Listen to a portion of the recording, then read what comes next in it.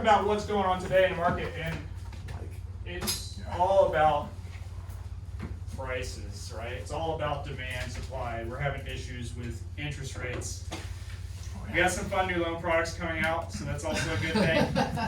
Andrew will tell us about that. But managing opposition is our biggest issue right now. We have buyers that don't want to buy. We have sellers that don't want to sell because everybody's like this in the market, right? So we're going to actually have a little bit of role play. So I might pick a volunteer. Debbie's like, don't share me. But we have one non-agent in the room. We could. No, you're not even. We could have her ask us. I said I have people. Can you make sure Terry has paid for it. everybody's name that's here? Do you want to be on our raffle? You're not an agent. Yeah, if you sign up as a realtor, we'll put you in the raffle. For $1 million. Alright, so a couple things we're gonna talk about. This is just a quick agenda. Operations changes, sales statistics. I think you're gonna find some interesting material in there. The opposition role play, buyer and seller confidence gaining, FSBO and expired listing facts. I think you'll be surprised a lot of stuff. In fact, Dream and I were talking about the other day over lunch, and it was pretty interesting what the FSBOs leave on the table. Lending changes, and then Terry Bean's going to talk to us for a few minutes. She's going to do a raffle, give away some lines and other stuff. So she was going to be here today. She's in Amelia Island, but Daniels Point's closed. So they're doing a construction thing. So they have one lane, so it's like major traffic. So here's a good, right? So for 2023, we're looking at expansion. We're looking at adding a broker associate, Vicky, to help us. Vicky has how many years now in the business, including your aunt? Well, 5, but then I was with Walked in like 2001. So she's got a lot of experience with transactions. Yeah. She's more nitpicky and analytical than I am. So she likes to debate the contracts with me. So we'll have added support. So when I'm out of town, or when she's out of town, because I'm going to be out for 3 weeks in June, then she's going to step in. Vicky does, $10 million a year in business as well, plus, so lots of experience here. We're trying to bring on an office admin as well. Hopefully her friend will come over, and she's gonna have a broker's license as well, and handle, like, if y'all wanna hire a transaction coordinator, you can hire her to do that. She's very, very good. She's like a bulldog, so make sure it works. We're gonna try to get some improved technology, new printer, better opportunities to print stuff like that, because our printer's terrible. And we're gonna have monthly trainings on Tuesdays. I'm gonna do that on Tuesdays for basically everything in the business, right? Everything from selling techniques to listing and purchase agreements, how to fill out a contract properly, how to fill out amendments, how to do cold calling, farming, whatever your topic. If y'all have some topics you want me to discuss, we'll go and I'll create a presentation, we'll do it. My biggest problem was having the time to create the presentations. I can tell you all day long, but it doesn't do me any good if I don't have something to teach by, because I can shoot you the presentation and we're good, right? So there's that too, right? So we're gonna have new independent contractor agreements this year. I wanna meet with everybody individually. Nothing's really gonna change for anybody in this room, but going forward with new agents, we're gonna have a lot more split deciding and fees and everything else. We're also having issues with file closings. We need to have, Deanna actually asked me to do this, my CPA. She said we can't do the pay at close. She's getting way too confused with what goes in and what goes out, because she audits my bank account every month. So we're gonna have to audit the files like the bigger corporations do, fill out a sheet to close. I know this isn't a very happy thing to talk about, but I will still get you the checks timely, like the next day. But we gotta audit those files and have them compliant, because FREC is starting to come down and audit everybody. So we need to make sure we're 100% compliant all the time, not chasing a document here or there. It's unfortunate because most of you have great files. But one or two slip through the cracks, and then just not enough time in the day for everybody. So having Stephanie will help as well if she comes over. cause she'll be able to do that stuff right then and sign checks and get them out. So, Okay, that's my question is, I'm like, the previous broker, they signed checks on Tuesdays and Thursdays. oh no, it'd be every day, anytime there's a closing, I'm not gonna Okay. hold checks. Yeah. No, that's not, I hold my checks. Otherwise, I'm I not- can go ahead and leave now. Well, I I hold won't your waste checks, your time. I hold your checks, I hold my checks, but I always write a check even if your checks are not cleared yet, I'll still write a check, I don't care about that. So, here's the ugly stuff, because of the increased technology, because of the increase is in fees, because of everything going on, my insurance costs have gone up. This used to be $200 a year for E&O. It's gonna be $250 going forward. We're gonna have transaction fees starting, all transactions starting April 1st this year, except for new construction and VA. We're still not gonna charge new construction, cause I preach free representation for new construction. They're Okay, one so of the last ones to go with the transaction fees, I'm not aware of any of them that don't already. everybody has Yeah. fees, Yeah. and most of them are higher than ours. We're gonna do 195. Enough, yeah. We're gonna do 195. Part of the thing for the new agents is new agents are gonna come in at 60/40 unless they do my 6-week fast start training, which is gonna be from business cards to Zillow profiles all the way through showing me how to show property. Because the biggest challenge for new people is they don't understand how to even make an appointment, how to show a property, how to open a lockbox. I can't have that, so we're gonna have to have a little better thing, and I may ask y'all to step in and help, and if that's the case, then we'll give you a portion of that split until they get to that point, right? I don't wanna not compensate you guys for your time, right? I wanna make sure that if you're helping somebody, you're getting paid as a mentor. So, that's all the ugly stuff. Tried not to make a lot of changes, I kept the commission caps the same, I'm not trying to hurt anybody with the business, but, with progress and everything going on, we kinda have to do what we gotta do, so. As far as sales are concerned, sales are interesting, so, last year, it's funny, our year-ending numbers aren't quite right, they don't include new construction deals. So, 2021, we did 65.5 deals, it was actually 87, because of the new construction deals.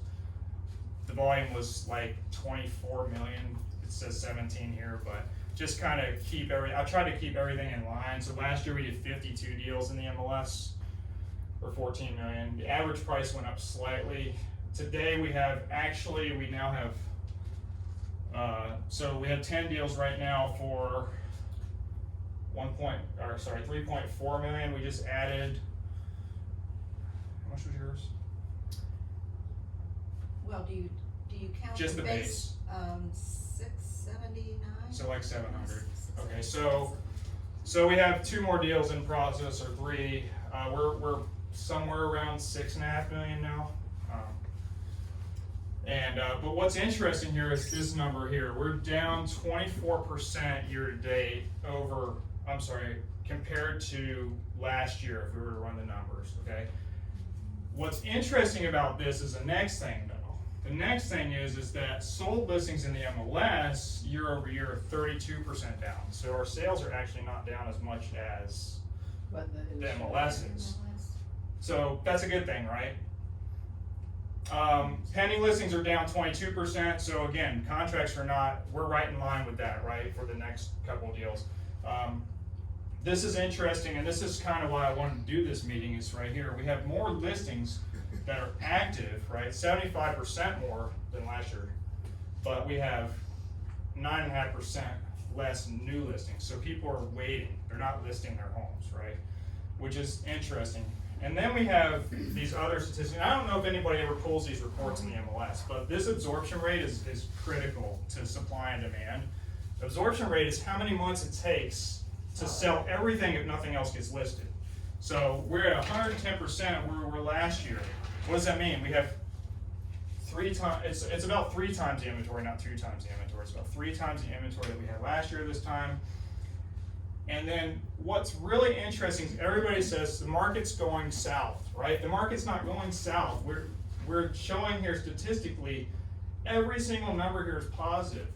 Prices are not going down, but buyers are waiting for the prices to go down, right? So we have average list prices 8% higher than last year. Median list price 6% higher than last year. Your average sales price is still 6.5%, and median's 4.5%, right? But we have double the time on the market, right? 125%. If the market's going down, like the media says, then why are all of our prices up, right? Sales are down 30%, but prices haven't reacted, right? Prices haven't reacted because people are moving into Florida. We have a lot more people coming here. We're just having people hesitant to buy because interest rates hit 7% again nationwide, right? And they're actually higher than that. So this is the other thing that I thought was really interesting. If you see, most things are pretty steady here, right? Your absorption rate went up, number of listings went up, which makes sense, right? Because your absorption rate is based on the number of listings. Listing prices have stayed steady pretty much, actually gone up on the new median list price. But we have the opportunity for buyers here to negotiate. This is important. That's why I like to look at these numbers, because sold to list ratio is almost 92%. That means on a $200,000 house, you could negotiate, or $250,000 house, you could get potentially $20,000 off on that price, right? Just sold one. $285,000 list price is under contract for a net of $268,000. So people are willing to negotiate to make these deals happen. That's why the media says our prices are going down. Prices aren't going down. They're just adjusting based on what's available. So interest rates were 3.25% this time last year. They're 7% this year. For every 0.25%, you lose $8,500 in buying power. Think about that. How many quarters are in 4%, right? People have lost, $80,000 in buying power, right? So that's why this has become common in our place today. So I'm happy about it. I think it's good to make, but we just need to make people aware, right? So what are our trends this year? So listings are going to continue to increase, right? They're going to continue to increase through the summer, through the fall, just like normal. The market is a normal market. Everybody says it's a healthy market. Look, quit putting sugar on everything. Just tell it as it is, right? It's the market. The market is normal. I don't want to say, oh, it's healthy, oh, it's less expensive. No, it's expensive or it's cheap. I'm not going to go into this whole, let me play with vocabulary thing. Just be honest with people, right? Listing prices are going to remain high. We're not going to lose prices here because you see the stats. I don't care what the media says. Unless our interest rates go up to 10%, we're not going to have that happen. Now, I was thinking they were going to be close to 8 this spring. Everybody's like, oh, they're coming back down. I still think they're going to be there. I still think they're going to be 7.5 to 8. The Fed numbers come out next month. We'll see how bad it gets. Okay? Contract price is 5 to 8% below list price. So again, there's some wiggle room in negotiations, right? Even though the list prices are high, we're able to negotiate 5%. So on a $400,000 deal, don't be scared to throw in an offer at $350, and they'll counter you, $360 maybe. You'd be surprised, right? We did one 100,000 below list recently. So don't be scared to throw an offer at it, because at least it's somewhere to start. Likewise, if you're handling the listing, don't be afraid to present that offer to your seller, because the seller might be like, you know what, I'm tired, I just want to get this done. And just preface it as, look, I'm the messenger here, we're not trying to insult you, but the market's telling us this, right? And you should have set that expectation. When you listed the house, you should. Listed the house. Right. Interest rates are increasing for now. We talked about that. I think Andrew can give us some insight on that. I believe the interest rates will flatten by the end year, right? So next year's an election year. Politics and sales and real estate go hand in hand. When the interest rates are high, Congress is going to pressure everybody to keep rates low. They're going to pressure the Fed. The Fed's independent, but they're going to pressure the Fed to keep rates flat so that nothing really changes. The problem is the inflation numbers are still bad. So I think interest rates are going to go up for the next quarter. That's just me. But so how do we adapt, right? We need to control the market. We need to control the market through listings. We need to be making calls. We need to do this. List is more important now than ever. Nobody here's seen the cycles. I mean, some of you have, but for the most part, new agents, and when I say nobody here, everybody's been in the business less than 5 years, has never seen a cycle, right? So they don't understand that, how to really adapt to this market, right? I'm seeing all these videos online about, pick me, I know how to handle this market. I'm thinking, this person's had their license for 2 years, they don't know how to handle this market, right? Even if their mentors are telling them to say these things, right? But the truth of the matter is they don't know how to handle this market, right? So that's where we need to be careful, and we need to put out education videos of our own saying, listen, be careful who you choose, make sure you vet them properly. And this is the time where you don't reduce your commissions, you increase your commissions, because now they need your expert help, right? So you should be able to get more. I've got an agent in Kentucky that gets 9% on every single listing, right? Sorry. I'm here. Anyway, so, but set expectations and be realistic. This is critical. So when you're listing a home, when you're listing property, you have to set those expectations. We can justify this price, but we may not get it, right? It may not appraise, probably will appraise if we get it, but chances are we're not gonna get it on the contract price, right? We need to educate the public. We need to tell them why they shouldn't wait, or why they should wait, depending on their financial situation. And we have to be creative with our marketing. We're not gonna be able to just throw a sign at a yard like we used to. We're gonna have to get out there, do mail outs, canvass a neighborhood. Hey, I got this new listing on the market. Do you know any friends or neighbors that might wanna move, have friends that move in our neighborhood, right? You need to let yourself be known. This is critical. So back in the day, we used to knock on every door in the neighborhood after we listed a house and say, hey, by the way, we just put this house on the market. Just wanna let you know if you knew anybody that wanted to move into the neighborhood, right? We're asking for business, right?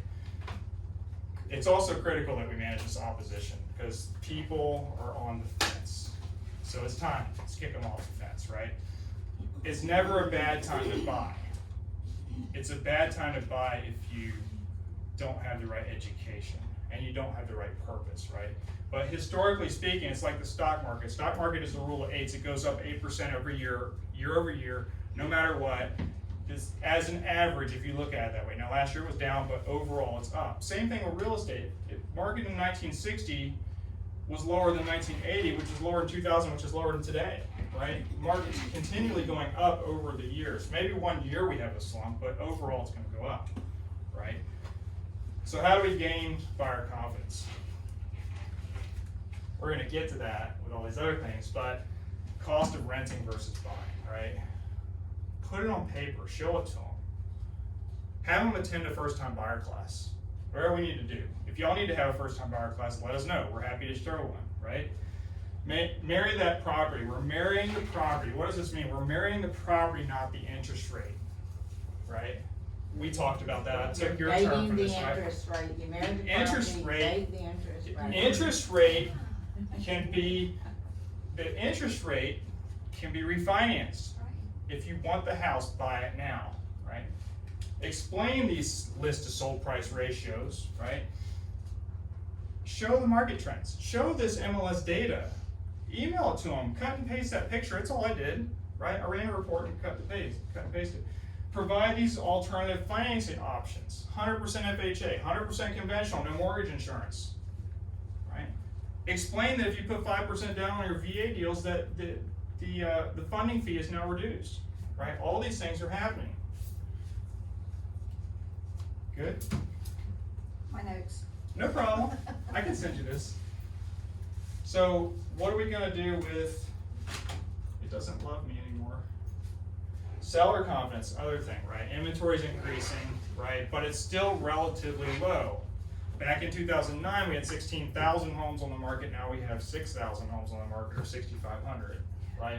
Inventory's still relatively low. We're still in a good market. 16,000 is not a good market. 2009 was a terrible market.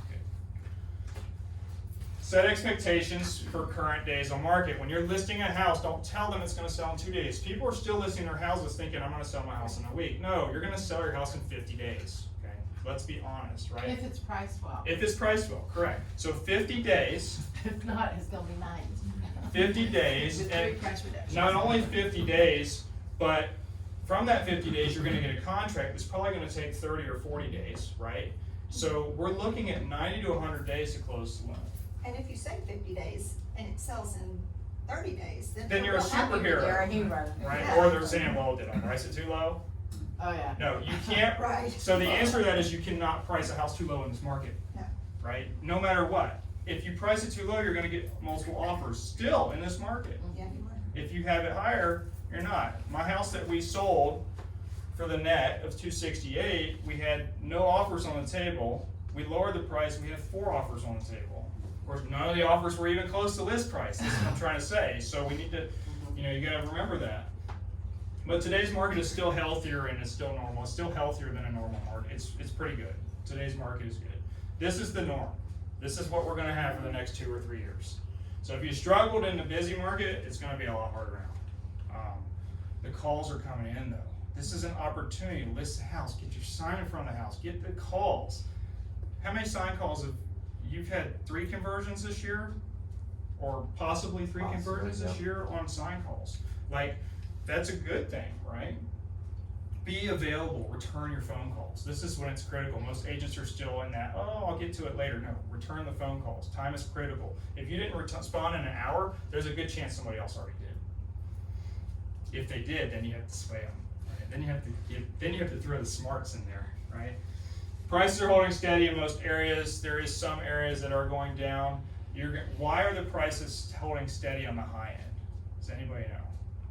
The high end of the market. Of the market, like luxury, 750 plus, 800,000 That's plus. like your average buyer. Right, so over 50% of buyers right now in the luxury market are cash.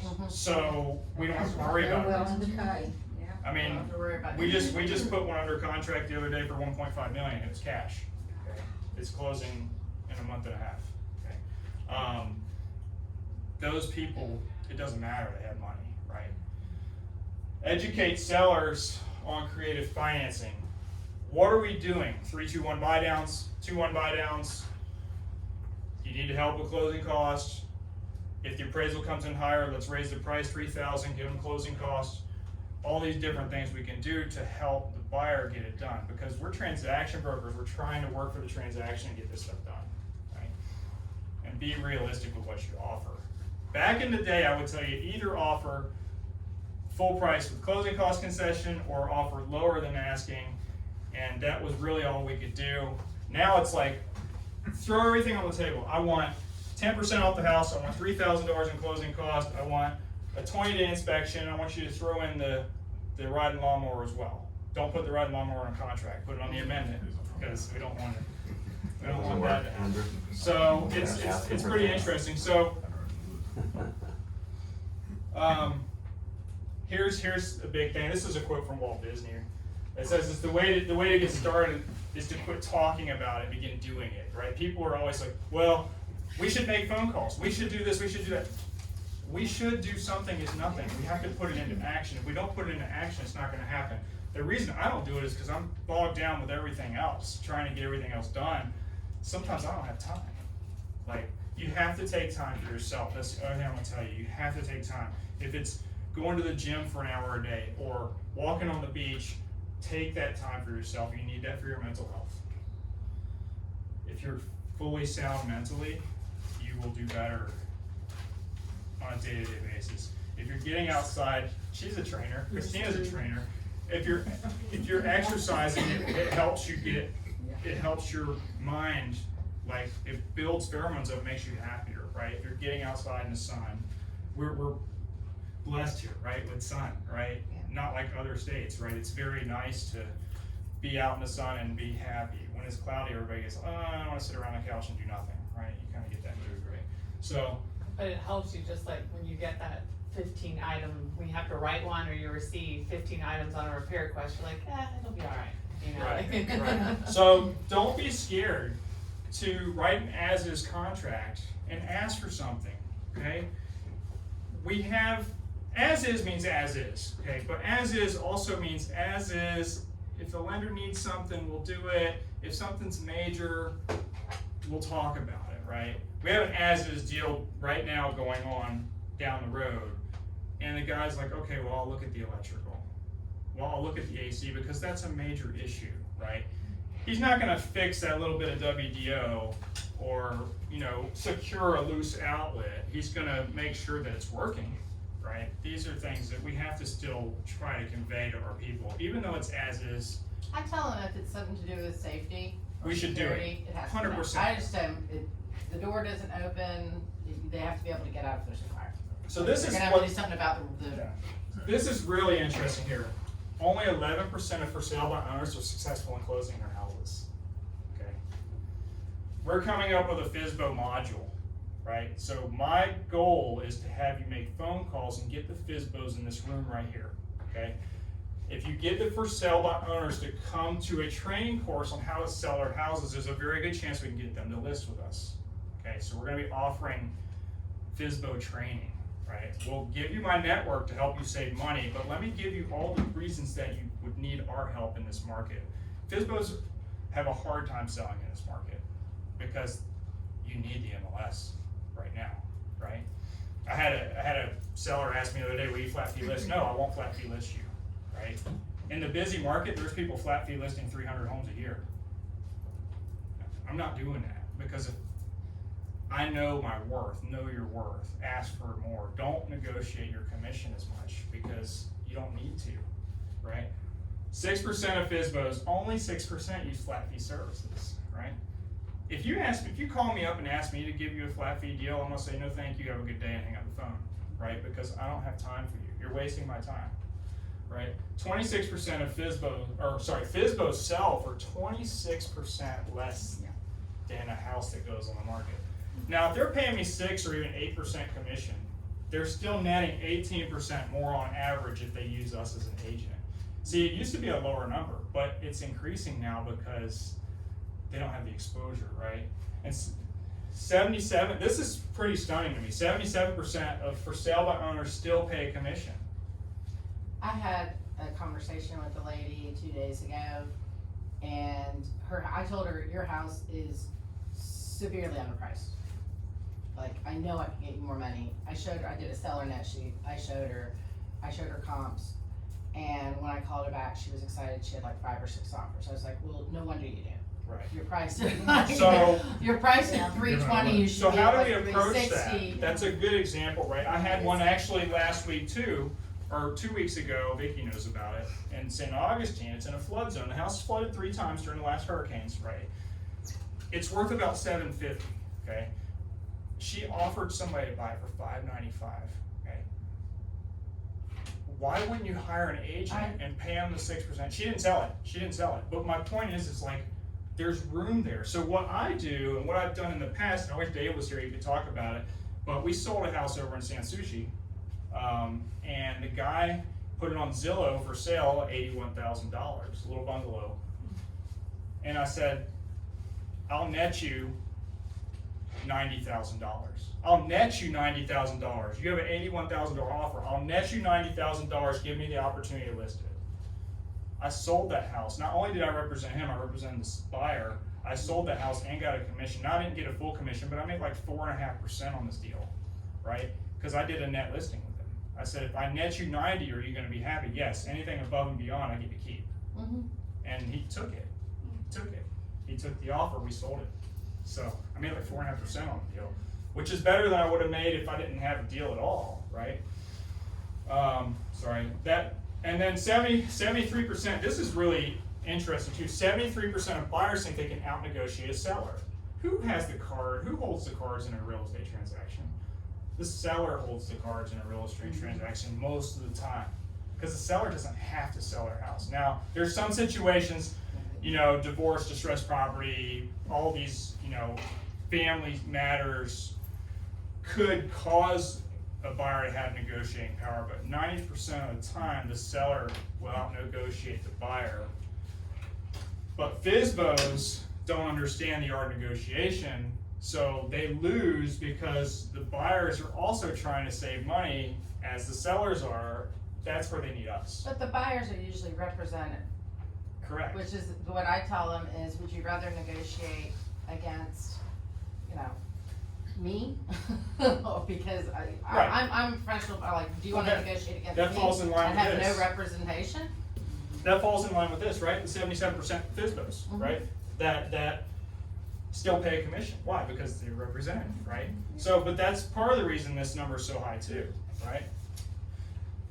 So expired listings is the other thing, right? Expired, 40% of expired listings will relist with a new agent within 30 days.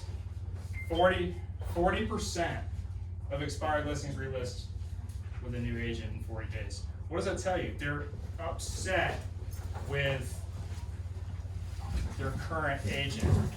Why do houses not sell? Why do houses go expired? Number one, price. Number two, condition. Number three, location. These are the top three reasons that houses don't sell. They're mad at the agent. Why are they mad at the agent? Because they priced their house too high. Whose fault is it that they priced their house too high? It's not the Seller. agent's fault, it's the seller's fault. They're mad at somebody, but they have to place blame on somebody, so they fire their agent. 40% of expired listings will hire a different agent. This is really good. 28% of listings remain off the market for more than 30 days. Why? Because we're telling them take it off the market for 30 days So we can reset. so that we can reset it for the MLS. This 28% is not gonna be inclusive of that 40%. I've got a house on the market or off the market. I have two houses off the market right now that I've gotten 500 phone calls from desperate real estate agents, and neither one of them is listing with somebody else. Why? Because I did my job, right? I did my job. They're relisting, we're resetting, right? Both of them are resetting. Now we're resetting. Why is the first one off the market? First one's off the market because it started $60,000 overpriced. Took it off the market, we're putting it back on the market at the right price, and it will probably sell, right? Why is the other one? Same thing. I told her we need to sell it for 2.25. We had it at 265, and you wonder why it didn't sell. It's not within that tolerance range, that 5% range where you get that offer, right? We're gonna reset it. So what does put the it back on discussion market. look like? When, are you gonna, am I? We're gonna have a little bit of that in Okay. role play, so. Expired listings are vacant, or I'm sorry, 78% of expired listings are vacant. What does that mean?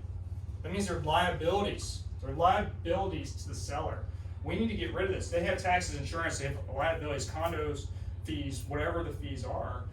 They're paying these fees, it's a liability. We need to use these to our advantage to explain to people, look, you're losing money here. Let's figure it out. Or, hey, have you thought, do you wanna keep the property? Well, maybe we can help you rent it out. We'll put it on the MLS for you. I want the opportunity to sell it when you're ready to sell it, right?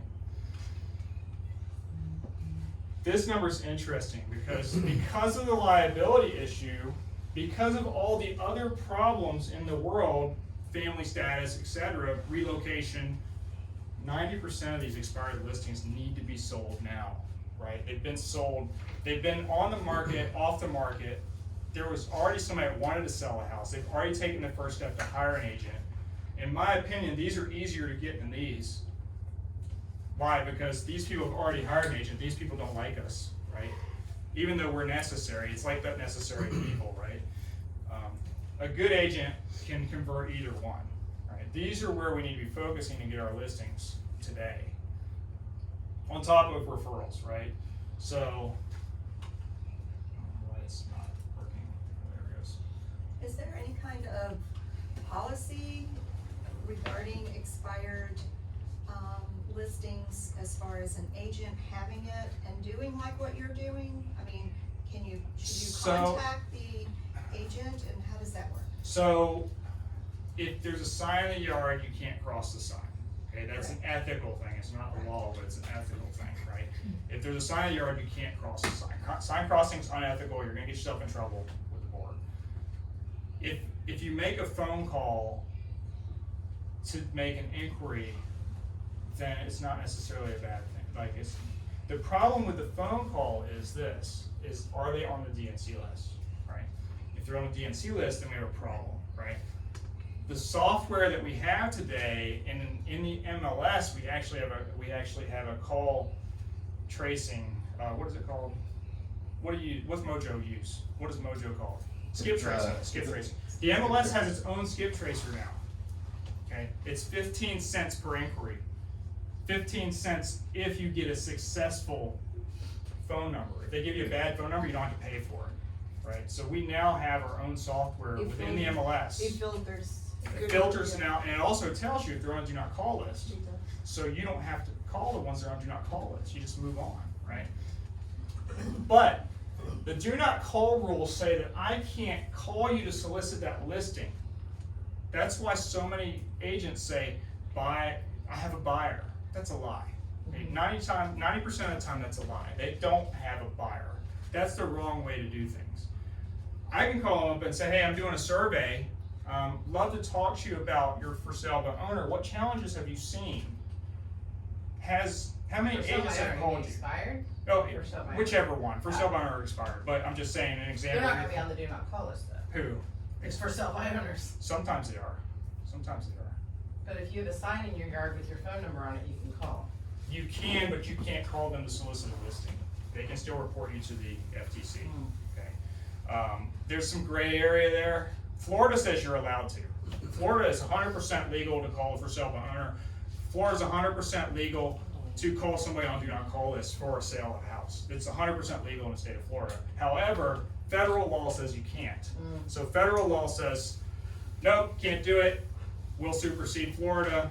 Be careful with it. Just be careful with it. You can call, look, if you make one call, we're not doing it maliciously, right? But some people are doing it over and over and over, you know. How are we getting business? A few of y'all have been out to eat with me. A few of y'all have been, almost everybody in this room's been out to eat with me at one point or another. Ask everybody for business. You never know where you're gonna get business. Summer's not here today, but Summer picked up the bartender, right, in Riverside, sold her house, right? I picked up a wrong number. This one, let me tell you what, Dream has these pins, right? And so I'll go to lunch with Dream sometimes, and she'll walk to every table in the restaurant and hand out cards and pins, and everybody's got their own comfort level, right? When I'm sitting with it, I always talk to the waitresses or whatever. Brody knows. I mean, every single one of them, I'm like, hey, I do it because I want you to do it. I don't do it because I necessarily want the business, but I do it because I want to give you that positive reinforcement. This is what we're doing, right? Ask your waitress, ask your cashier. I came from the grocery industry. I handed a cashier 100 business cards and said, can you pass these out to your customers when they come through, right? Why did I do that versus giving it to the customer myself? Well, third-party referrals are better than you telling people that you're good, right? Anytime somebody passes out your card, that's a win. Because if somebody's willing to take that step and refer you out, that means they already have confidence in you. Helps your business, right? Ask your doctor, ask your teacher. Dentist selling their house? Yeah. Right? Seriously, right? My doctor the other day needed a repair guy. What did I do? Gave him a repair guy, right? Because my doctor's gonna sell his house at some point, right? What do I do when I, Doctors and stuff's a good place to drop off the hometown hero brochures with your card, stuff until. construction crew. People laugh at me because construction people. I've sold like 6 construction people's houses in the last year, right? Because I'm around new construction all the time. I walk around and talk to them, especially you guys that speak Spanish. Walk around and talk to them, right? I picked up a guy that was putting in a gas line in my neighbor's house as a customer. Because I'm like, hey, come over here, take a look at the alligators. Next thing you know, he wants to buy a house, right? All these things are there. Your banker, your insurance agent, my bank manager is buying a house from me, right? Friends and family, you see how I put this way down on the list? Friends and family? Because friends and family are difficult to work with. They expect you to do things that other people don't. Amen. And they will expect you to scoot those lines of legality, scoot those lines of ethics to make things happen. Working with family is terrible. I'm working with family of a realtor in this room right now. How many times a day does this guy call? Yes, you are. 20 or 30 times a day, okay? I'm working with my best, I one end of up my best taking friends, 15 and I don't know if of I'll them. talk to her again for, I literally need a break from her for like Other 6 months. realtors, I so- told her, like, we gotta, To my point, other realtors, she referred me business. I refer to him my family. Robert Woods, I sold one of his houses, okay, he's a realtor, right, I sold him a house. He also sold me a house, right? There's time and a place that even other agents will list their own properties with you, for one reason or another. I just sold a new construction deal that it was a Watson agent, I sold the house to her. You just never know, right? For making calls, you have to be prepared. You have to be able to talk on the fly. Sorry, it's It's all right. Be prepared to manage. I know. Be prepared to manage that opposition. Understand how to deal with different personality types. This is critical. You need to know who you're talking to. Are they a controlling person? Are they an analyzer? Are they an empath? Right? We need to understand who they are so we can handle the call accordingly. We'll have another training on that. A couple of y'all have been to the one class I do on that. Pick up your phone and ask. That's the key. You have to ask for business. And when we worked at Bank of America, they would tell us, if you don't ask for business, you don't get the business. And what we found is the people that asked for business at Bank of America got the business. They were the ones that were your top producers. It wasn't that they were any better than anybody else. They just weren't scared to ask the question, right? The goal is never to sell yourself on those phone calls. The goal is to get on and get off the phone. I've sat and listened to some of y'all's calls. You get on the phone, you get the appointment, and you get off the phone. That's it. And then one of the things a lot of people will say, and I'm kind of 50-50 on this, tell them the morning of that you're gonna show up. I personally just show up, because if you give them that opportunity, they cancel on you. So show up. Just show up, because most people are courteous enough that if you took the time to drive to their place, they're gonna at least talk to you for 10-15 minutes. All I need is 10 minutes. Get you in the door, right? The other key is be indispensable. In this market, you need to be indispensable. You need to have a connection for everybody. You need to be the expert. If I need a dog groomer, I call Donna Berry and her daughter, right? So knows whoever, Everybody's right? got a guy. Know somebody for everything. Know a painter, know a rehab guy, know an electrician, know a tax person, know your doctor. Everybody has an opportunity to be indispensable to everybody else. Make sure people know who you are, right? Educate people in every aspect of the business. Thank you. I can read these off the slide, which is what I'm doing, but the key here is to be seen and be in front of your audience. So Dream has to go. So what I want to do is there's a couple questions that I want to go over, because I know, Adele, you had asked how to handle that one conversation about the expired, or about the price. Well, About the what I was conversation. gonna say is, well, with your person, who was overpriced, Mhm. so I know I didn't have this conversation when I lived in my friend's house. I give them, like, this is where they think they're gonna be, the pie in the sky, swing for the fence. This is more realistic where, and then this is actually where it's gonna sell. And sometimes there is a $40,000 Of course, difference, absolutely. and they're not ready to accept the actual Right, price. right. So But the only person who can lower the price is the listing is agent. the seller. Listing, right. The So- seller makes the decision ultimately, right? Right, But we make the But change. unless we get the listing, you know, if you're up against somebody else who. Right, so we have this term called buying the listing, right? A lot of agents are unethical. They will buy a listing, right? The house is worth $450. They'll go in there and tell them it's worth $499. And then it'll sit on the market for 30 days, they'll reduce it. It'll sit on the market another 2 weeks, they'll reduce it. It'll sit on the market another 30 days, they'll reduce it again. And they end up selling it for $440, okay? When I would've told them they would've got $450 day one. It just happened to somebody in this room, no names. But it also happened to me a couple years ago in Pablo Creek. There's a few things that we should be cognizant of. We need to do our job. You can't control what other people can do, right? So in my deal, I can justify your price with an appraised value. but that doesn't mean you're gonna get that value. We need to put this on the market at this price that I can justify, but understand if it hasn't even gotten a showing in 2 weeks, we need to drop the price. It's hard to get them to drop the price. So what you say is the longer you keep it on the market, the worse it's gonna get, because once it gets past 30 or 45 days, people are gonna start saying, well, what's wrong with it? Because we're still in the mindset of things are selling in 2 weeks. Things aren't selling in 2 weeks anymore. However, they are showing, right? If you're not getting 3 to 5 showings a week, you're probably overpriced.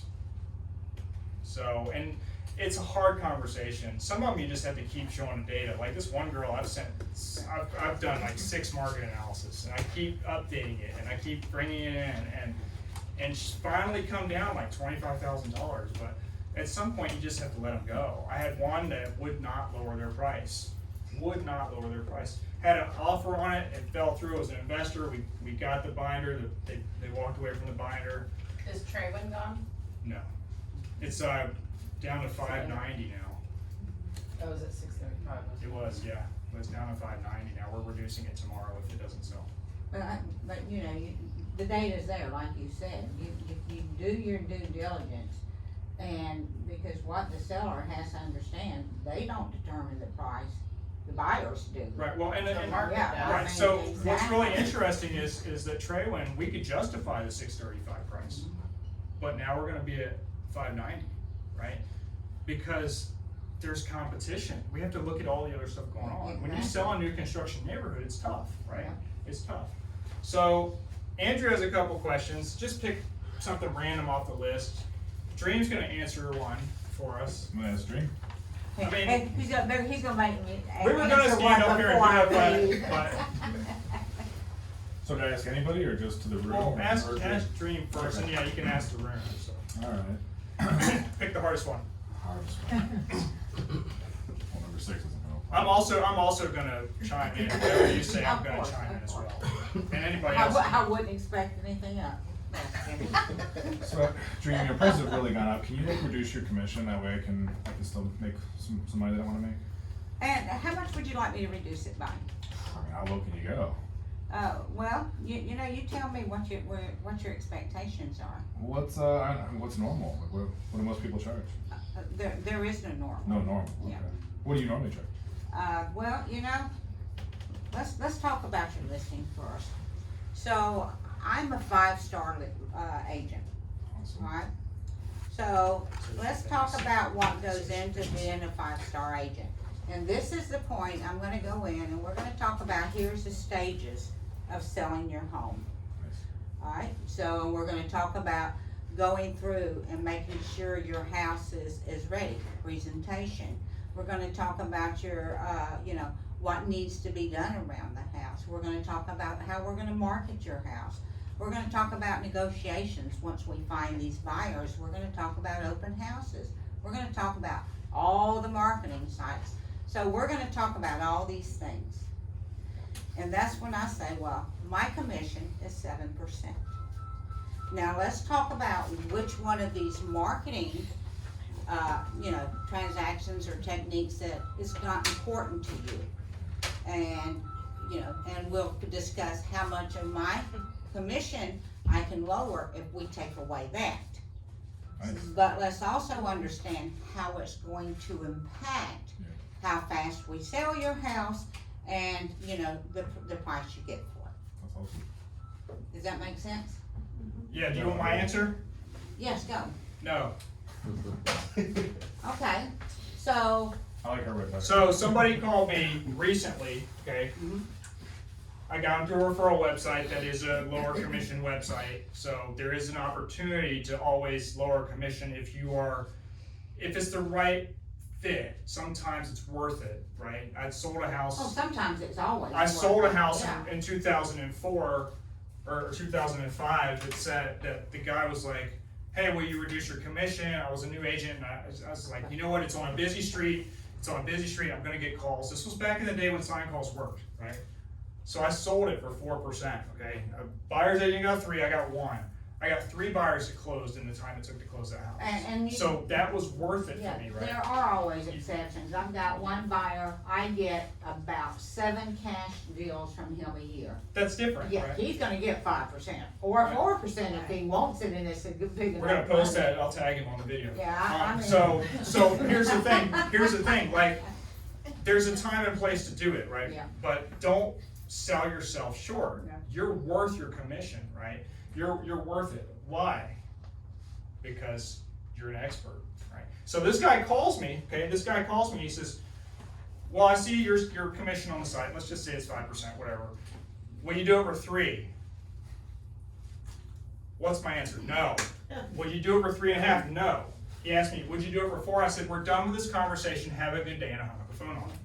I'm not gonna play that game with somebody. If they're willing to negotiate my commission right off the bat, I don't wanna deal with you.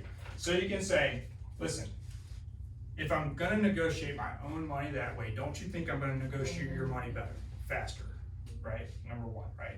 Number 2, you can show them this pie chart, right? My broker gets this much, right?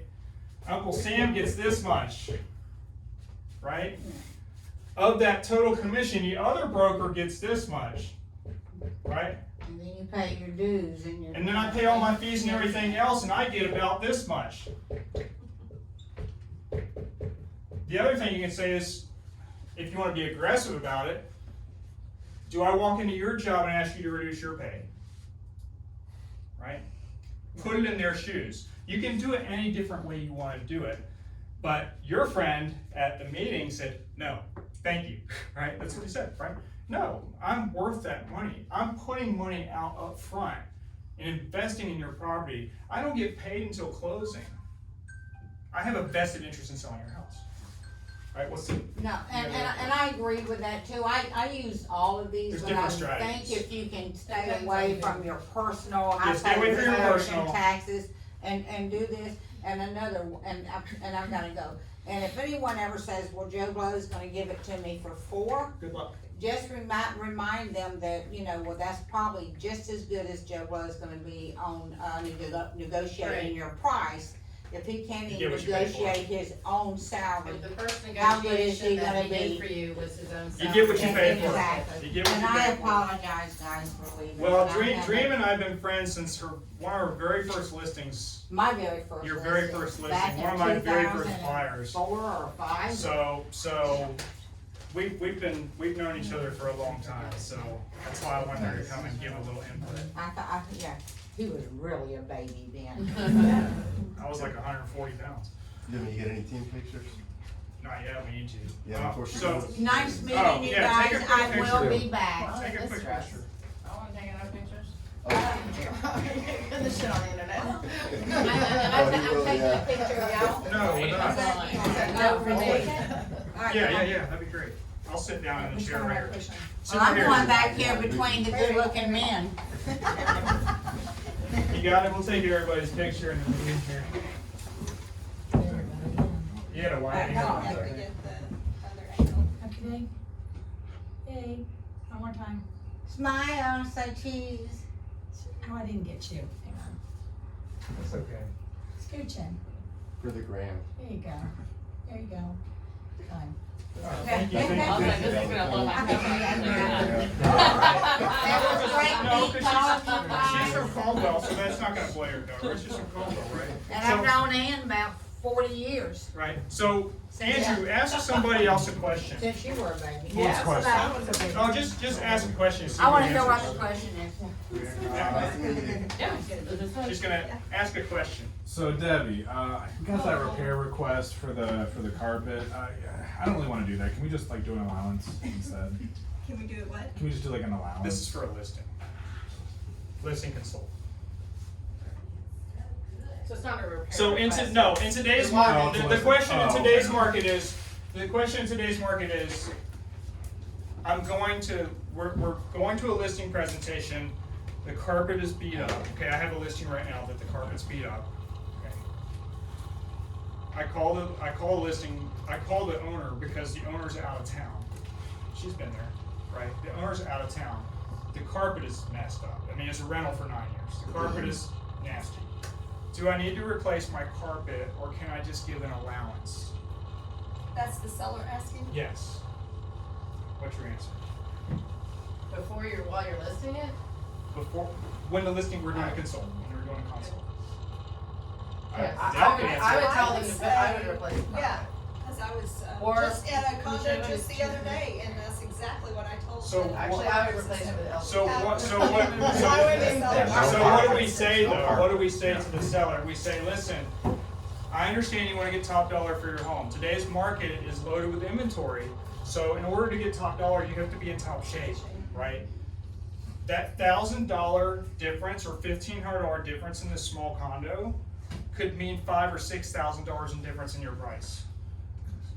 Wouldn't you wanna make that investment now so that you get that money back and more? Otherwise, they're gonna expect you to not only give them a credit for what it costs, but for what the labor is involved and their time is involved. So you're looking at possibly getting not only 5,000 less, but also 5,000 less Uber. again, right? Thanks. Thank you. I have a new job, I'm not doing well in real estate. Wow, that's not very much. Is that our lunch for everybody? That's not very much. Tell Terry that ain't gonna work. So what's next? Is there another one? Yeah, let's see, so you said you can justify the price, so why should I lower it? You can justify We kinda went over I mean, that. when they originally listed it? Yeah, so you said, you know, we can get it for 430, so why are we dropping it to 415? We're not You're getting stupid offers. for listening. Yeah. So, We're getting feedback from the market. exactly. So we haven't had 46 showings a week. Remember Back when, where we remember need when, to remember when we listed the house, we had this conversation that we can justify the price, but if we don't get any showings or we don't get any offers, then the spread's too large, right? Yeah, In if order we for- have 30 showings and no offer, So, then obviously. and I bring up my own example, right? When I sold my own house in Mandarin, which is a hot neighborhood, right? My house took 28 days in a market that was taking 3 days. Why? Because I overpriced my house. I had 28 showings in 30 days, but I didn't get an offer. Why? Because I overpriced my house. Well, I didn't really want to sell it, but I overpriced my house, right? As soon as I dropped my price, I got an offer, right? The problem is, now it's 30 days old in a market that sells in a week. So now, not only am I losing money on my price, I'm losing money through concessions as well because I want to sell it at this point, right? So remember that conversation, we need to make those adjustments quick. I don't want to adjust your house $2,000. I want to adjust it below one of the thresholds, right? One of those thresholds, one of those search thresholds, because agents will typically look in $20,000 to $25,000 increments, whether it's 300 to 350 or 400 to 440, whatever the case is. You don't want to be above that threshold. So pricing a house at 451 is much different than pricing it at 490 or 449. Big difference because a lot of people won't Go see up that that far. search, right? Now, if you're a good agent, you should be sending buyers. If they say 350 is their budget, you should be sending buyers in this market that 5 to 10% higher, right? Because you want to be the first ones to see what happens when that price gets reduced. You want to be the first one to make that offer. Don't be afraid to offer. Especially if the house has been on the market for 122 days. Right? And we don't have to go through all these unless you want, but there's other questions on the sheet. I have a question. Sure. Open door. Open Door lost $1.4 billion I get it, last quarter. But right now, like when I was just working with this current buyer, it seems like every freaking house we look at is an open door. Yep. And That's they just don't their seem to everyday. be as in a hurry to negotiate or drop. I did get them to drop down $25,000. Which I thought it was still grossly overpriced, and they tend to be lipstick on a pig, you know, so they're already not in great shape, and then they go in there and slap some paint everywhere. Right. They seem like, my question is, they seem to be holding because I try to explain to them that, and maybe this is just bullshit I made up, but, oh, sorry, but, like, they're a big conglomerate. They're not an individual who's sitting here waiting to move so they can be close to their new baby or Right. close to their grandchildren or something. They're a big conglomerate. They don't have as much vested interest. Right, so the iBuyer programs, I think we're gonna see, they're gonna be a thing of the past before long, okay? because what's happening is they're all losing money, right? They're dropping down. It was just like back in the day, right? We had assist to sell signs everywhere. Now assist to sell sign is still, it's a legit brokerage, they're still around, and they do a good job. It's just they have full service just like everybody else, right? But back in the day, they did, I'm a flat fee lister, I'm gonna do this, and it was a gimmick to get you to list with them, right? Same thing with these iBuyer programs. It doesn't mean they're bad or good, they're good for some people, right?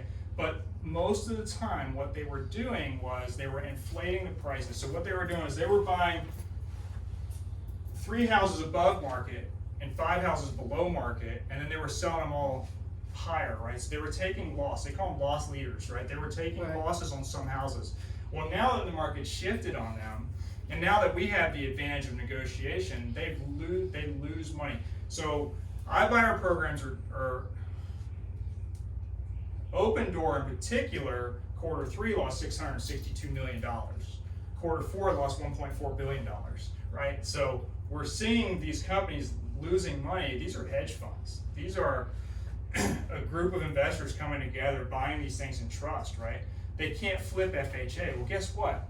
Buyers out there today are FHA buyers. Because why? Interest rates on FHA are lower, right? So those, I think you're gonna see these iBuyer programs as a thing of the past. Now, they're not gonna go away completely, but they're gonna go away, right? You know, you're gonna see a lot less 100% brokerages because they can't sustain everything in this market. 100% brokerage model is, I'm gonna sell a ton of transactions, I'm gonna get a transaction fee on every deal, and I'm gonna be rich, right? The problem is, when the market slows down by 30 or 40%, they're no longer getting transactions. So now we're lower. Now we're not making any money, right? So you're gonna see a lot of these 100% brokerages lose support, lose staff, be gone, right? Because of that. We have 1,304 real estate companies in Jacksonville right now. That's up a little bit from last year, but there's still a lot of one-man shows or one-woman shows out there, right? So that's my thoughts on iBuyers. Like I said, they're good in certain circumstances, but our battle with negotiating with them is you gotta stand firm, and you gotta educate your buyer to walk away. If that's something they don't wanna do, walk away. But this is my price, best and final offer, that's all you get. If you don't like it, go to the next one, don't get your heart set on my property. They asked me they said they had multiple offers, and sent me an email and said, we've got multiple offers, give us your highest and best, and I was like, They always say I that. already did, I said, I already did. So that's the games they play. That was the highest and best. So with the highest and best situation, it's highly unlikely that there's multiple offers in this market, okay? There is a few houses that have multiple offers, but it's highly unlikely. The problem is there's a lot of unethical agents out there. Don't worry, they'll be gone soon too, because they're not selling anything, right? Explain to them, and this is why it's so critical to be a listing agent. Explain to them, you hold the cards. I'm gonna show you very quickly how to lose a commission. I mean, we got that repair request today, what, 10 things on it? And I tell Brody, call the agent, tell him, do you wanna see how quick you can lose a commission? Of course, he didn't do that because he's nice, but I do. I And just Yeah, my put guy it a walked different away. way. and for me, I don't use Jimmy's words. so I actually did that to a guy, almost 5 years ago, I did this to a guy. He sends me a repair request that's 3 pages long, I mean, 3 addenda pages long. And I said, I've never seen a request like this in my whole career. At the time, I've been in the business about 15 years. And he's like, what do you mean? It's not that much. I said, you must be a new agent. I'm gonna show you how to lose your commission. I was like, I'm sending you a cancellation. We canceled it and slid another deal in. I showed them how to lose a commission. Sometimes you have to teach people a lesson so they understand that they need to do business better, right? I'm sure he learned a lesson, right? We ended up closing the same day that we originally started, or we originally had on the original contract. So we were happy, right? The seller was like, oh my God, you saved me, you know, but you have to know your situation. You have to be confident on that buyer. That's why it's important to work with a good lender, right? Is there any other questions that are interesting on there? Ooh, this one's near and dear to my heart. I hear it all the time. So I'm gonna wait for prices to drop and rates to come down before I buy. Thanks for your That's a time, good showing one. me some stuff. Try to be Sure, able. guys. Does anybody want to take a stab at it? Well, for me, I would go to their why of why they're buying. Okay? Because all the other numbers can work out. So I would, if you're working with a buyer, why are they buying? Are they looky-looing, which that's a whole different category. But if you have an active buyer who's looking to buy, then all this other stuff can be worked out with a good loan officer who has good programs, a seller who is willing to negotiate. So I mean. So I take that. There's gonna be people, when the interest rates were really low, guess what? The prices were astronomical. Yeah. So I like to use a chart, and I'll write on the board, right? So interest rates have gone like this, right? Right? Buyers have gone like this, right? Right? Here's your supply and demand curve, right? This is your sweet spot, right? Which is, we're not quite there, we're kind of here, right? So there's less buyers in the marketplace right now. Back to that statement, we marry the property, we date the interest rate, right?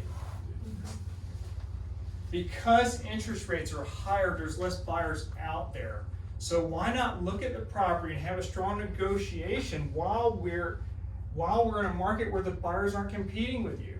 Get your property under contract, right, and then refinance it later because it's gonna save you money. Why do I not wanna wait until we're back to here? Because now you're bidding against somebody, and even though prices went down, you're now paying $40,000 and $50,000 over list price to beat an offer out. So you're ending up paying more anyway. So why not get the house you want and refinance it later versus fighting for a house that you want and not getting it and going to the next house and getting your second choice for $50,000 more than you wanted to pay? That's how I take it. That's how I answer that question, right? The other thing is, what do I want to do? Do I want to continue to rent? Listen, I don't care what your interest rate is, right? I don't care what your interest rate is. It's better than 100%, isn't it? Right? If you're renting, how much interest are you paying? 100%. 100%. You're paying somebody else's mortgage. Right. So who cares? Look, houses sold in the 1980s when interest rates were 21%. 7% is a good rate. My first house was 7.25% on FHA. 7% is a good rate. Debbie knows 15% rates, I'm sure, from the 80s, right? When were they the 20%. highest? 1981, 82. Okay. What was the highest So rate? right after. I remember it at 21%. So the I inflation. had a Look at 24. Orange Park. Right, so the interest rates back in when Jimmy Carter was in office, It was awful. the inflation was bad right before then. Yeah. And you know, people blame the politicians, it's not the politicians' fault, right? But he had a real bad inflation period, right? And then Reagan took it and Reagan made all the things better, right? No, yeah, that's not the truth, but the thing is you'll see historically what happens is all these free money programs, right? And this is from even now, today's market is influenced by all these free stimulus packages that were given by Trump and by Obama and whoever else before, right? And so now we're trying to catch up, right? So now whoever's in office, Biden's in office, right? He's getting blamed for a lot of this, but this was a conglomerate of things that have happened over the last 15, 20 years. Right? It's not something that just happened overnight. You know, of course, when you talk to these people that are right and left crazies, they will say that, Brody and I have had this conversation, they will say, oh, well, it's his fault. It's not. It's a group effort, right, that's caused this problem. But my answer is, do you want to rent it 100%, or you know, the more direct approach is explain this to them. Explain that they can get the house they want, right? If I can jump in too, because it's from the lending side, I'm sure you guys are seeing a lot too. We see this all the time. I mean, 90% of our buyers right now are first-time buyers or FHA buyers. People that have money in savings and have money saved up, they're waiting for the most part, except for the staples. But for the most part, people of that caliber, they're waiting. They don't have to go right now. They got a house. The people that are encouraged to buy right now are first-time buyers. And what are we seeing? Higher rates, tighter AUS. So AUS, if you guys are familiar, is the automated underwriting system.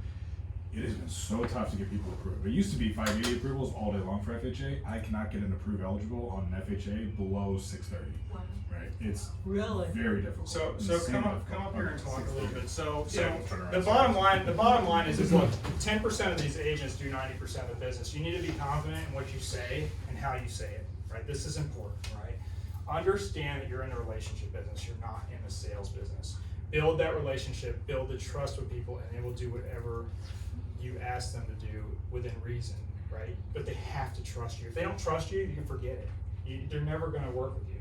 So that's critical. Why do I spend 2 hours in every listing appointment? Because I wanna build that trust with them. I wanna build that relationship. I spent 6 hours in a listing appointment one time, but guess what? They referred me 5 more deals, right? So pick people. Also charge them rent.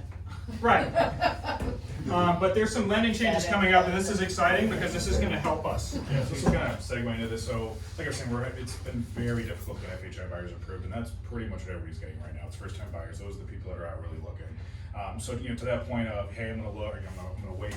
It's really important to be lockstep with the loan officer that you're using, because they really need to hear from a lot of different people to kind of get it through their heads. We're seeing this a lot. The most successful conversions I've had when we're lockstep with the realtor, right? If we're saying the same types of things, not on the same call, because then it's just okay, they're bullying me, but if it's 2 different people saying the same types of things, I'm like, okay, these are 2 different people that said the same thing, maybe I should start to listen. You kind of build that trusting rapport, which all goes back to, again, that first initial conversation with the buyer on both of our parts, right? I see a lot of loan officers, they just like to kick them off to an online application. I've switched my business model to doing all on the phone applications. It gives me that 30, 45 minutes to really build the connection. Like, oh, where are you from? Oh, let's go, I got family in North Carolina, that's what we are there to do, to kind of build that connection and again, validate your decision to send them our way. So, really cool stuff here. We just rolled out a 100% FHA program. So this is not like the grant or the Hometown Heroes. Hometown Heroes is okay. It's very difficult. I'm sure your people went through it. I mean, that was just a nightmare, and still didn't have close. And they still didn't close. Yeah, so they're close. Yeah, it's a And they're nightmare. still waiting on the certificate from the state. I believe it. Yeah, it was a great idea, but like everything else, it was done by the government. They screwed everything up. So, so we do have a grant program, which is really cool. I think most of you guys know about our grant program. So that covers the 3.5% down payment.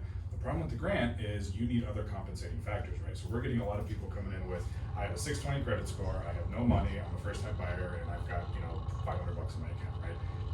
AUS doesn't like you. You've got nothing to give it, right? It's looking at you like I you don't don't have like money. Yeah, exactly. I don't want to talk to you right now. Yeah, it's crazy. So I don't like so you either. You have to, when you're talking to the buyers, something that you want to keep in the back of your mind. Obviously, it's our job to do it, but you need compensating factors. They need something to work with, right? If you've got a low credit score and no money, but you make a ton of money, right? Okay, cool. That's a compensating factor. You have a really low DTI. That's a good thing. If you got low credit, and you make $17 an hour, and you got no money, I got nothing for you. It just won't take it. So the grant program does require approved eligible findings. So you cannot do a manual underwrite. So that's what's killing a lot of people. Does everybody know what approved eligible is? You guys want to get that? Yeah. So the automatic underwriting system, or AUS, gives us 3 different codes. Yep. So you get approve eligible, refer eligible, or ineligible. Ineligible. Yeah, and then ineligible. So refer eligible or caution eligible means you can do a manual underwrite, right? Manual underwrites, most lenders will do FHA. I don't know any lenders that are doing conventional manual right now. But an FHA or VA or USD manual underwrite, those programs, it just takes a lot longer, right? They basically go through the entire mortgage guideline and tick it off every single box. To give you an idea of like how difficult a manual underwrite is, it will take a senior underwriter the better part of 8 hours to do a full manual underwrite. That's all they do. They just sit at their desk for 8 hours and do this one It's time. critical you're listening to what the loan officer says, because if he tells me we're approved eligible, refer eligible, I know he's running DU, okay? I know he's running a Fannie Mae product, right? But if he tells me accept, right? Yeah. Caution, is it caution, accept, and Yeah, caution eligible or caution eligible. right, that is gonna be Loan Prospector, which is gonna be Freddie Mac invested, right? So what we need to do is we need to listen to this, because if you're running it, most of the time people run Fannie Mae first. But if they're Pretty telling me telling me they're running Freddie Mac, like I'm listening, Yeah. then I know he's probably already run Fannie Mae. But if he's only run the Fannie Mae product or the automated underwriting for that, then I'm like, hey, can you switch it over Yeah. and run it Can you here, tell us because the- I can tell. Can you tell us the difference between Fannie Mae and? Yeah, so Freddie Mac? Fannie Mae is the Federal National Mortgage Association, right? They're the ones that are the largest investor in real estate. So what they do is they get all these loans, okay, and they package them up, and they're basically the wholesale investor, okay? There's a wholesale secondary market. They're like what we call secondary market. We have retail, which is front line, right? We have wholesale, which is like Union Home Mortgage, UWM, Flagstar, Cardinal, all these are like your intermediaries, and then you have this secondary market, right? The secondary market is the investors, right? So Fannie Mae is the largest investor, they have like 70%, 80% of the loans. Massive. Right. Most projects are gonna go through Fannie. Right. If we're talking I've Freddie, learned there's a that reason. in class, but I just. Freddie Mac is, Yeah.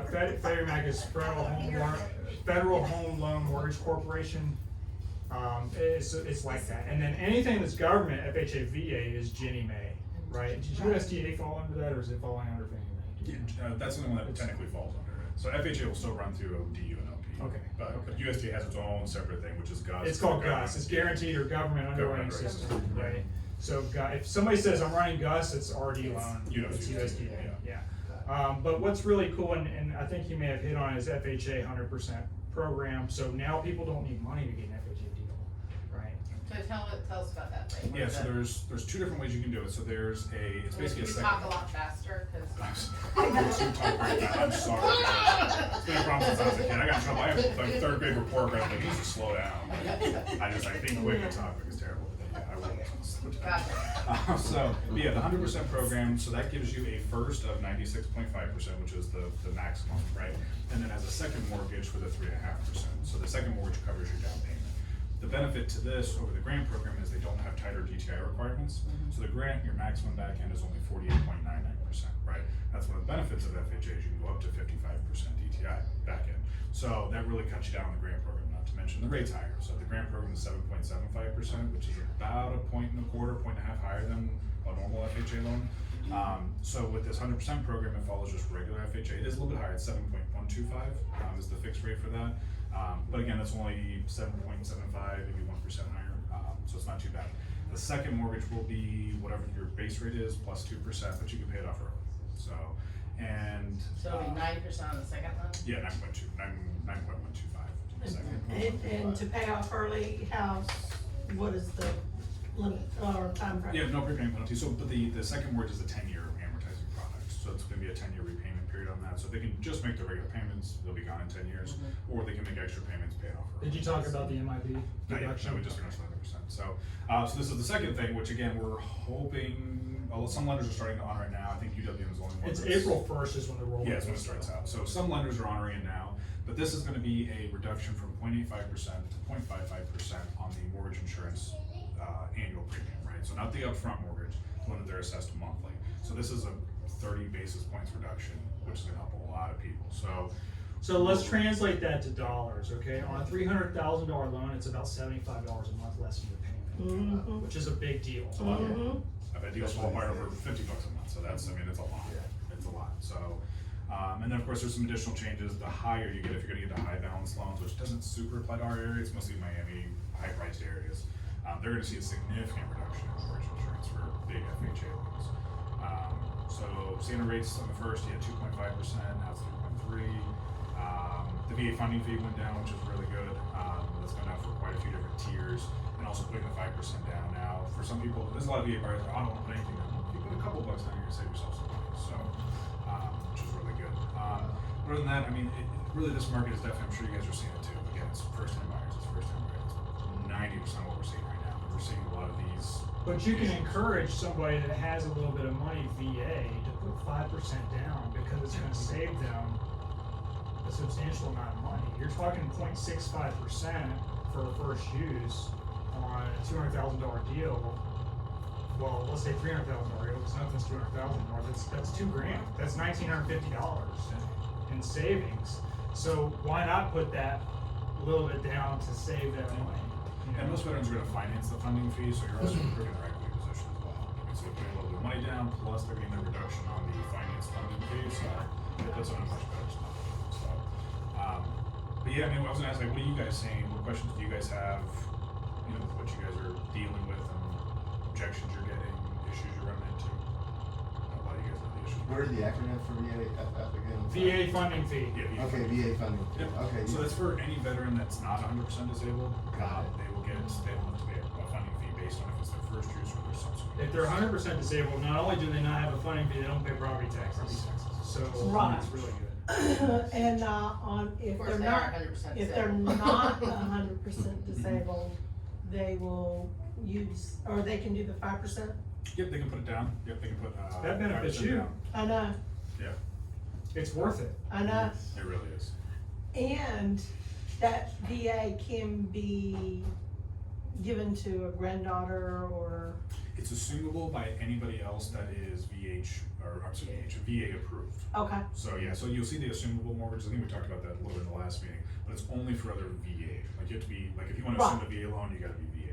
So it's not something we use all the time, but it's another area. Most loans are still non-assumable, they have a due on sale clause, but as we go forward and as rates go higher, we're gonna have a lot of loans become assumable. Yeah, FHA and VA are Well, prime candidates that for was the. what my next question was, so can my daughter assume my loan? So, no, chances are no. If it's conventional now. The reason Well, I have is, conventional. Yeah. think about it from the investor standpoint, right? Loans with low interest rates are not assumable, why? Because they wanna get rid of them, right? Cause they're not making any money on them, right? As rates go up, Wow. loans will become assumable because they want you to be able to assume it at a higher rate and keep that higher rate, Exactly. right? So it makes sense, it's not in our advantage, banks don't work for us, they work for themselves, they don't like us, right? So that's where we have to be careful. Now, when you do an assumption, you can do a couple different assumptions. They do a subject to assumption, which means that the person that's involved with the mortgage is still responsible for the mortgage, okay? We're seeing a lot of investors say, well, I'll pay out your equity position, but we wanna take over your payments, okay? Bad deal, don't do it. Well, I'll sign a deed in lieu, you can foreclose and, no, don't do it, right? Unless you have 300 grand in equity, okay? Cause then you can foreclose on them, take the property back, sell it again, make more money, it doesn't matter. But, and who cares if I missed a month payment if I made 300 grand, I'll skip a payment all the time, I don't care about one missed payment, But know that you won't get a mortgage for the next 12 months because they're gonna look at your last 12 months to see if your mortgage payments. As, the other thing with, an assumption is they do this process called novation, okay? Novation assigns that responsibility to somebody else. It's almost like getting an estoppel for a mortgage. The estoppel's assigning that liability from one person to the next person for like an HOA, for example, right? It's called a novation. So make sure if you're doing an assumption, you do a novation, or the lender's gonna approve a novation, because you don't wanna be responsible for that mortgage going forward. And a lot of people don't understand that, so what happens is they do one of these quote subject to assumptions, and then the mortgage doesn't get paid, and they lose their credit. And so we have to be really careful with assumptions and mortgages. Assumptions are really tricky. We've tried a dozen and none of them have really made sense, cause a lot of it's like, oh, I had 2% from when COVID was there, oh, that's great, but unless you have the cash to pay the difference, you have to get a second loan, they may not allow a second loan. A lot of times it goes to a servicing company, which can't write a second loan, right? So if it happens to be at a bank that is able to write other loans, that's your best opportunity to get it to be a. So they call it a piggyback, right? Yeah. Right, they call it a piggyback. Same thing with this. Or it's a second that has to be subordinated. Most people that are loaning you a lot of money are not gonna subordinate. Yeah. Because the subordination, the way that works is, if I have a $200,000 loan, and I'm getting another $250,000 loan, and they want me to subordinate under it, that $250,000 loan, if the subordination gets approved, can only collect $3,000 in the event of a foreclosure. Right, so they're not gonna put that much risk up, right? Now, of course, they could sue you for the rest, right? But up front, they're only gonna get $3,000. They could sue me all day for $250,000, but I don't have it paid back, guess what? They're gonna have a useless judgment for the next 10 years, If right? you're going through foreclosure, you're probably considering bankruptcy, like their opportunity for relief is nothing, so. Right. Yeah. So, Zoom room is open. okay, great. So y'all good? Got questions? Terry wants to talk for a couple minutes, she's gonna give away, something, so I guess I'll pull her. You said Zoom room is on its way? I don't need this chair, I have another chair, I don't know why I'm doing this, but whatever. So, let me get Terry's email up. And had it, Terry. just to kind of speak to Andrew's point, Andrew and I talk every day. And we're always on the same page. We're always having discussions about what's going on, right? So that when we do talk to buyers, literally we can verbatimly know what they said. Of course, when I pass my buyer, it's already pretty much underwritten. I mean, I'm not gonna lie. So, don't look at my emails. There's too when are many. you opening business? When are you gonna open the financial? We'll see. It's a tricky market right now, so, everything was going down, and then inflation data came out 2 weeks ago, it was terrible, so rates are back up again. The overall trend, we're still anticipating, analysts are still expecting 5s by the end of the year, but we'll see how long it takes us to get there, that's the trick. So we're priced at a guy at 720, put 20% down. Best rate I can find is like a 7.3. That's a well qualified buyer. I mean, Yes. and he's getting a trash rate. So So let me ask you a question, cause that showed that. Can I hear you? Can you hear me? Yay. Yeah, great, we can hear you this time. So one thing I wanna just say before that, the website for the real estate school is launching next week. So as people are looking, they can actually go online, register, and pay online. So, Do you hear me? yeah, we can hear you. Can you hear us? Can you hear us? You can't hear me. Hang on a second. Can you, Hello? You're muted, you guys. it's not muted anymore. Can you hear me? No? I don't know if you can hear me. Put your thumb up. What does it say up there? Your video's not on either, she can't see us. You can see me, right? No, she can't. She can't hear me. Mute. Yeah, but I don't see you, nor can I hear you. And I'd like to Test know mic, both if test that's mic. possible. Where's the test It's mic? just down on the bottom. Can you text her? You guys. know. Yeah, I got it right here. Zoom thing.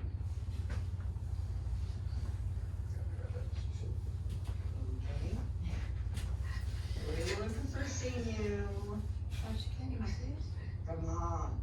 You can do Can you see me? Anyway, hi everybody, I'm Terry Bean. She can't see us? I am She's from. able to. It says start video. I told her to go ahead and talk. Getting Oh, into we can hear her. texts. It's like I'm talking to a blank screen, it's kind of tough. It's, oh, do we need to share our screen? No. So, hi, I really wanted some interaction with you, quite frankly, and the host would be for that. I wanted to see how many people, you know, what you guys were thinking about with regards to the market right now, how many of you are, oh, hello? Hey, can you hear us? Audio here, audio here. She's, I can't see you, right? you can't see us? Bottom left, you can click the video, because it's probably crossed out on your screen. It's not, but let's start. See if she can hear us then? That's okay, I can hear you, that's, Yeah, I don't know, we can see the video on our screen, so I'm not sure what's going on. okay, good, so you can see me, I'm just gonna think about the wheel, but anyway, nice to meet everybody, how many people are there? 6? 7, 8. Okay. Will came in late with Lena. Did you pick up the sub at the front door, so it's not sitting there? Yeah, we had to cut it in like slivers, but yeah.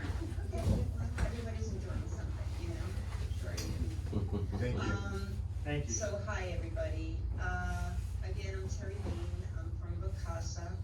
How many of you guys, may I ask, are working with investors right now? You have to talk, cause she can't see you. I did Right. 2, 3. 3 maybe? I can see you. I don't know why the video's not working, cause, Jimmy, it's always, you know, you in technology, you just. You see us out there. alright Terry, you're fired. I'm sorry, I couldn't hear you, it's like coming in staticky. And everybody Bye. gets it, so yeah, pretty wild. It's all good though, and we're here, and that's important. I'm not gonna take up a lot of your time.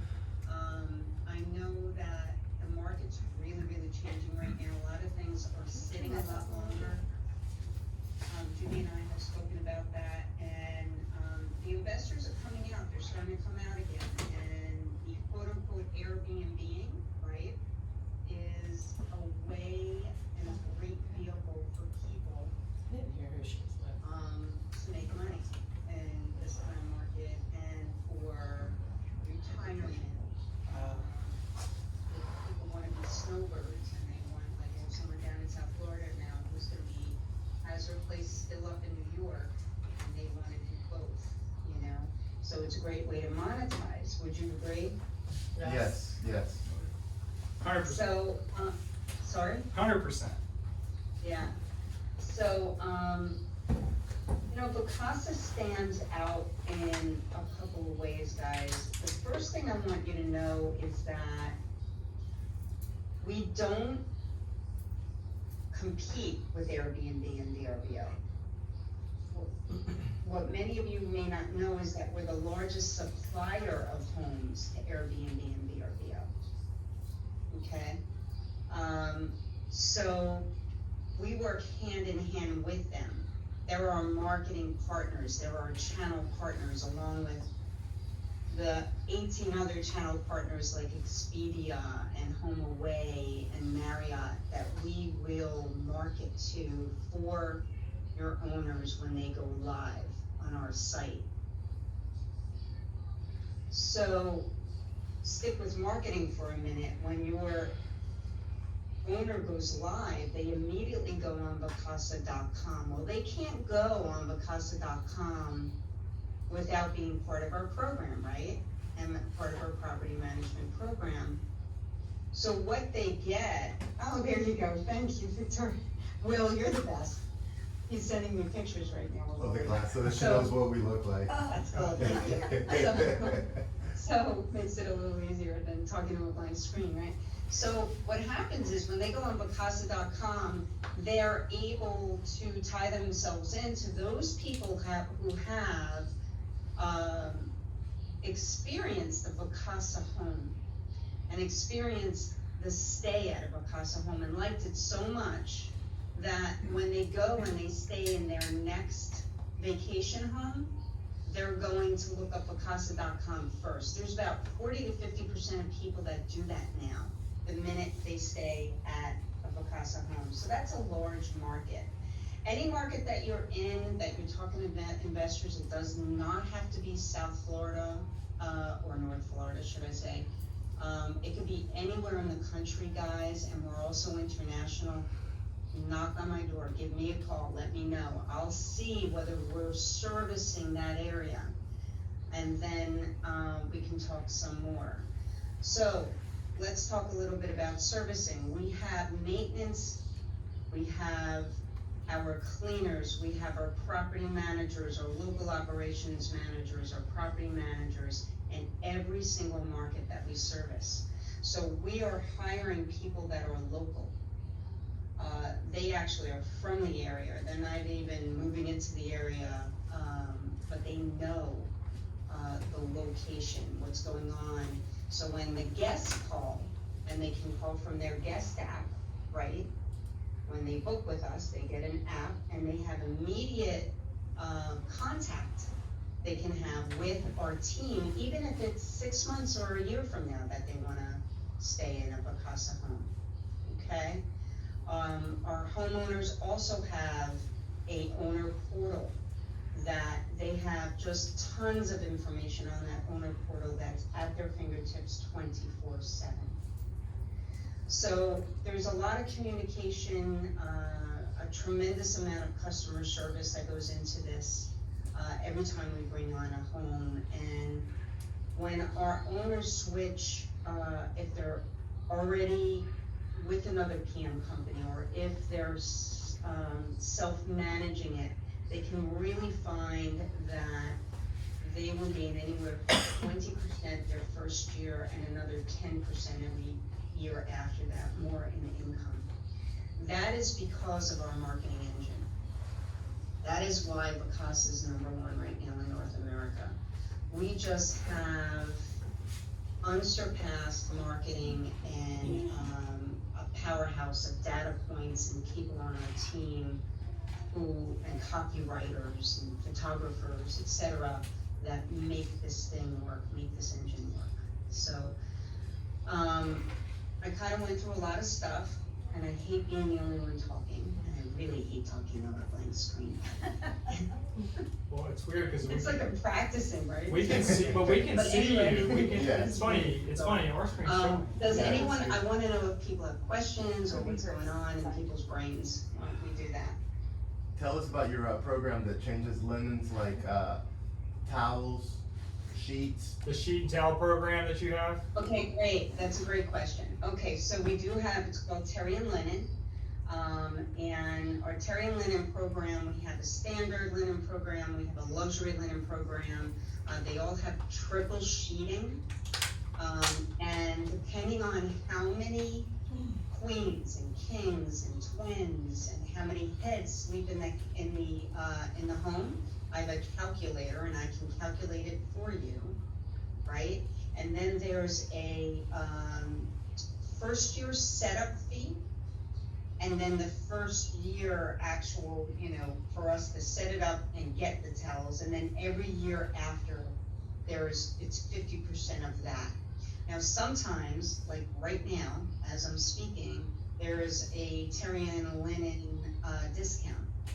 And sometimes our owners can get a discount where that first year and the Terry, and the setup is waived completely.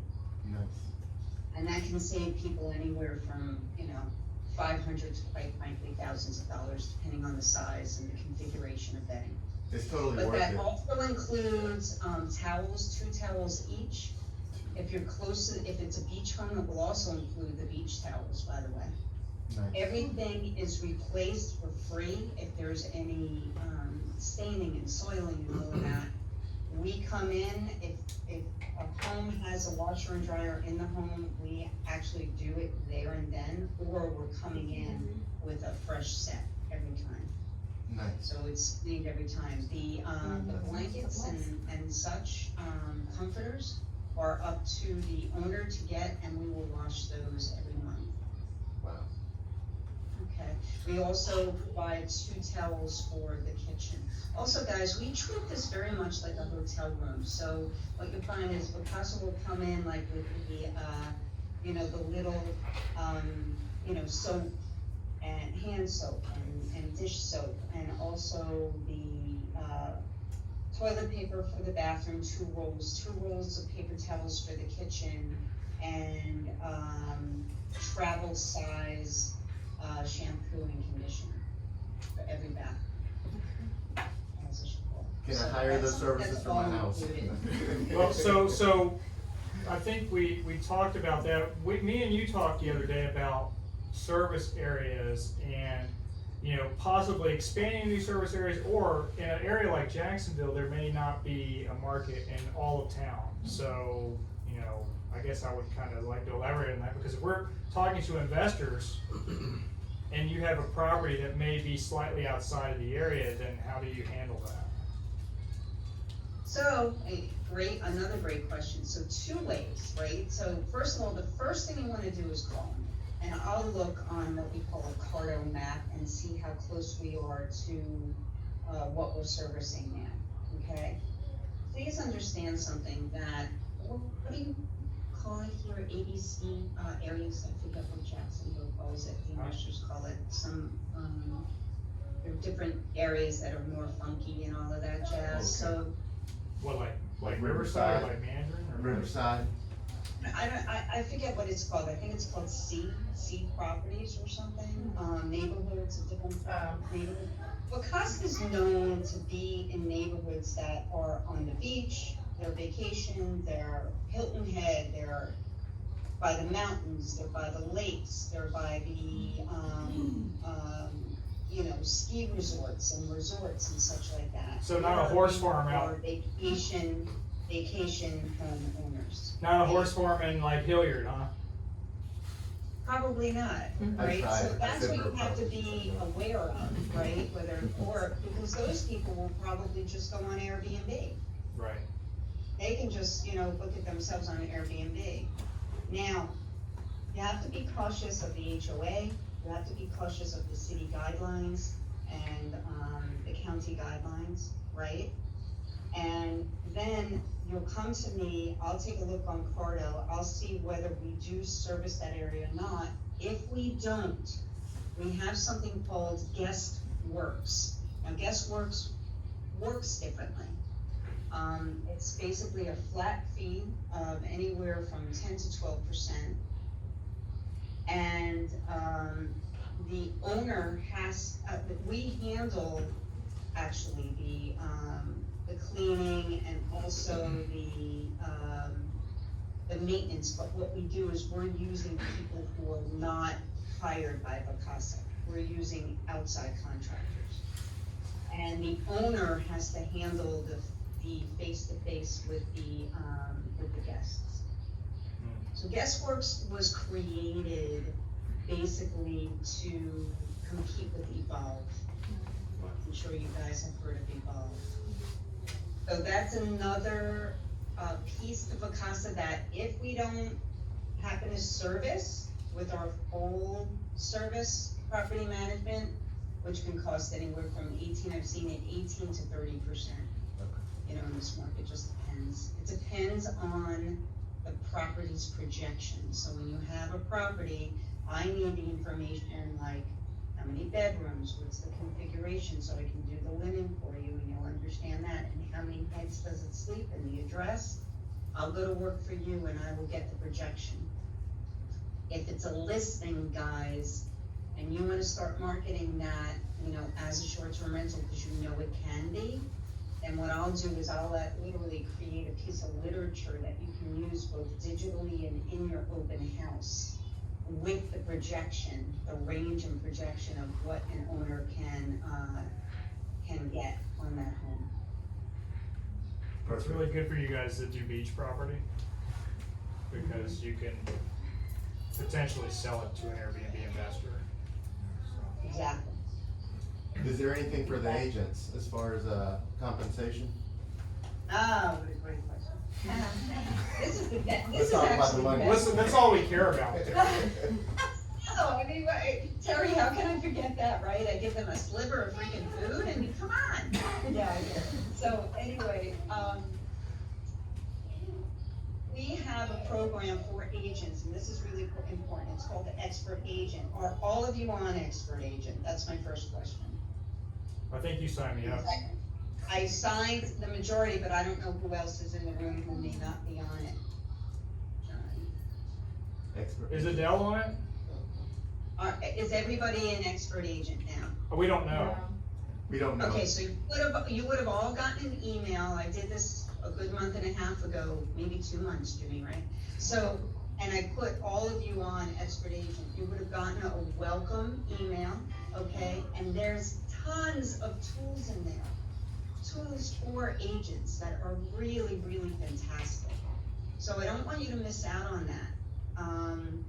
Look up in your email, shoot me either a text or an email, to Terry Terry Bean, sorry, with a period in between, at Vacasa.com, and, I'll get you in there. Once you're in there, what will happen is you're gonna be able, when we go live on a home that you refer, and again, it does not have to be in North Florida, you're in the position to make anywhere from $500 to $2,000 per lead, not lead, but per person who actually goes live. You'll get paid 30 days later. On a 1 bedroom, it's 500, 2 bedrooms, it's 1,000, 3 to 4 bedrooms, it's 1,500, and anything over 5 bedrooms, it's 2,000. So Will's getting 1,500 with me, huh?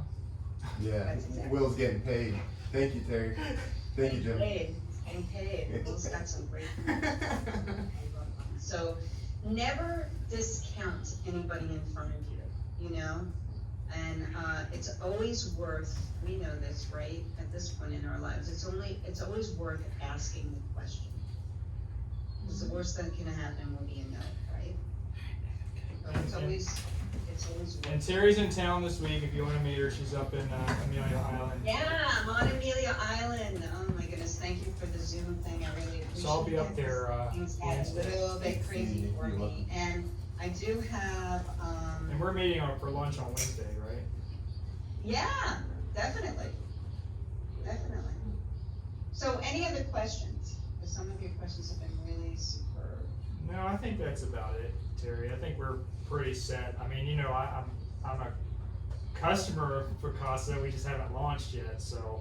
Are homeowners Right. protected from, like if some They damage have a happens? $3,000 thing. Oh, she's gonna spin something. Okay, nice. No, go ahead, I'm listening. Y'all have the protection program for, liability for something was stolen, like, yeah, you have like the $3,000 insurance thing.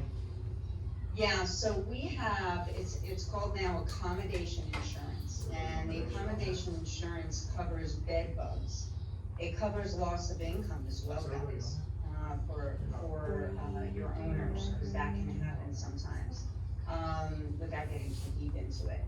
But we have automatically a $3,000, it's the a damage waiver that people pay. When you go to Airbnb, you pay a damage waiver. Well, these companies, they pull the money together, right? And it's $3,000 that would be covered when someone calls in some kind of damage while they're there. If for some reason, it's major or more major than $3,000, the accommodation insurance kicks in. That costs an owner anywhere from $7 to $8.50 a night. Flat, it's not per person, it's flat, per night. That only when the unit is actually rented, per month. Got it. And that covers them for $1 million in liability, $20,000 for personal property, and, we took all the claims for them and they're zero deductible. So quite frankly, it really does give renters, tremendous peace of mind. Thank you. Okay. Anything else? Well, I mean, there's a couple, like Will and them are here now, they're not on the list, so should I, Should I, well, who is not on the list? Anybody? Will Everybody Quintero Will and and Lina Correa. We're the same team, so. He's Will. Who? just Will Quintero. It's actually Guillermo. Guillermo. I spelled it right though. Is that it? Yes. Yeah, that's good enough. Yeah. Great. I love this. Is this not fun? This is so much fun. Ready? Copy the Let's do it. Who is it? That's all I have. Christina! What? You want a sandwich? Nice meeting you. Oh, this is way too much. Okay, so good. So what, Dean, what, Jimmy, on Wednesday, I'll be giving him a really beautiful box with a bottle in it. Nice. Nice. Congrats. So you can share. Christina, do you like red or white? Are you guys doing any calls this week? Red or white?